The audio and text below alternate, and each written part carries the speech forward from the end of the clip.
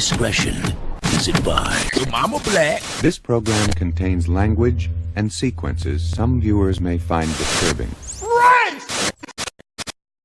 Also out of Sumter, police say a mother there is charged with killing her infant son. She's 28-year-old Mary Woods. Police say back in October, her 5-month-old son was found unresponsive inside their home. A warrant indicates the mother rolled over on the child, suffocating the baby. Breaking news, nigga. Some breaking news. Facts don't care about your feelings. You niggas are crazy! That's racist! That store was filled with customers and employees when police say 2 men opened fire, then grabbed some jewelry and took off. Tonight, they're still on the run. And the night team's Joe Rhodes has more from that scene in Miami. Just before 11 o'clock Thursday night, the medical examiner removes the body of an innocent victim gunned down in a pawn shop robbery. City of Miami police working well into the night looking for any clue that would lead them to shooters still on the run. We had heard a gunshot and we ran over. Officers rushed the Value Pawn Shop on Southwest 17th Avenue after they say a silent alarm went off around 1:30 Thursday afternoon. I stopped there when I heard all the commotion of the police. Then I stopped and I looked that way and they were running in there. Investigators say 2 men stormed the store filled with customers and workers. People know they have money, you know? So unfortunately they're at a disadvantage to these crooks and these thieves. One man, they say, smashed cases, grabbing jewelry, while the other took aim at a man in his 60s and opened fire. The victim that died on the scene received 1 gunshot wound. After the smash and grab, the men made a fast getaway. Miami police working the scene throughout the afternoon and into Thursday night, targeting security cameras in and around the building, hoping for any clue to help catch this pawn shop killer. There is surveillance video that may have captured the images from beginning to end. So that's something that detectives are looking at. City of Miami police say they are speaking with a lot of witnesses that were both inside the store and outside of the building at the time of the robbery. Again, they are looking for a red SUV that took off after the shooting. If you have any information, you're asked to call Miami-Dade Crime Stoppers. That number, 305-471-TIPS. Reporting in Miami, Joe Rhodes, 7 News. Night. I describe it as being thankful. I'm thankful that we're still alive. At 79 years old, the elderly couple was prepared to die. We just held hands and prayed. Holding hands as the trunk to their car is slammed shut minutes before. They told me, get in the trunk. With the engine was running. And then they brought my wife down and throwed her, sort of like throwed her in the trunk with me. The ordeal began here at the front door just after 9 Tuesday night at a home on Route 1 in the Warfield section of Brunswick County. A man rings the bell and says his truck had overheated. My wife unlocked it, and 3 of them just knocked us down. 3 of them robbed them at gunpoint and held them hostage for over 2 hours. One of the gunmen pistol whips the husband, demanding money. And then they said, is it worth dying for this little money? It was a horrific event. One of the suspects then goes into the kitchen and brings back a knife. But they said, I'm going to cut her throat. When they took me downstairs, they said, you're going to find her dead. When the suspects realize they've gotten what they came for, they lock the couple in the trunk.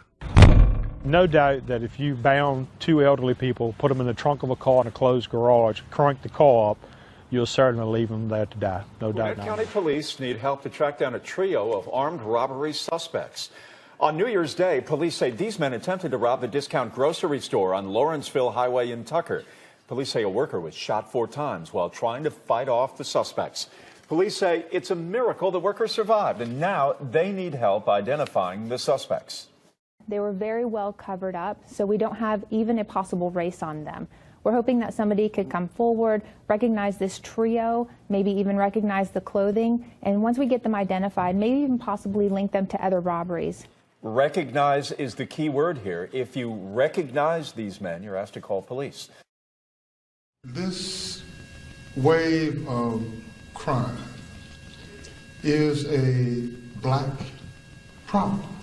As the rain moves out, the gloom over the record year for homicides in 2016 remains lingering over Memphis, and comments from former Mayor Willie Harrington have some steaming.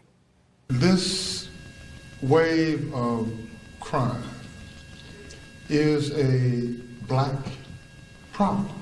For the second time, Dr. Harrington is calling the murder and crime rate in the city a black problem. WMC Action News 5's Kendall Downing joins us live with why some activists strongly disagree. Kendall?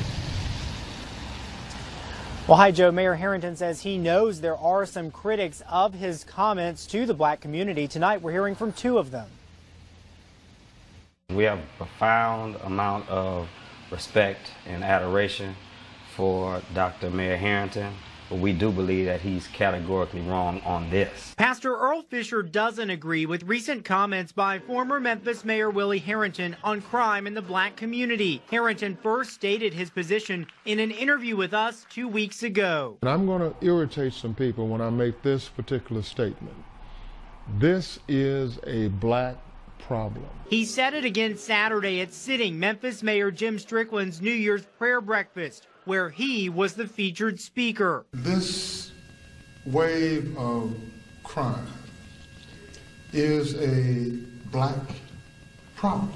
Harrington says the black community in Memphis has not stepped up to adequately address ongoing societal ills. Fisher and others take issue with painting crime as the problem of a particular race, highlighting that doing so doesn't find solutions and perpetuates stereotypes. You cannot just continue to demonize a particular group and say that all of the social ills lie up on the backs of a one particular demographic. Former Commercial Appeal columnist Wendy Thomas responded to Harrington's comments with a Facebook post. In one portion, she calls the former mayor's comments racist. Fisher maintains poverty and crime are the two factors clearly linked apart from race, and education and jobs are the key to changing Memphis. We need to make sure people have access to adequate education and equitable employment more than they have access to guns and drugs. I asked Mayor Harrington Saturday to respond to his critics. He said he was just trying to wake people up. The former mayor is also trying to expand a program looking for 10,000 African-American men. I'm looking for 10,000 in the midst of 1 million. Listen.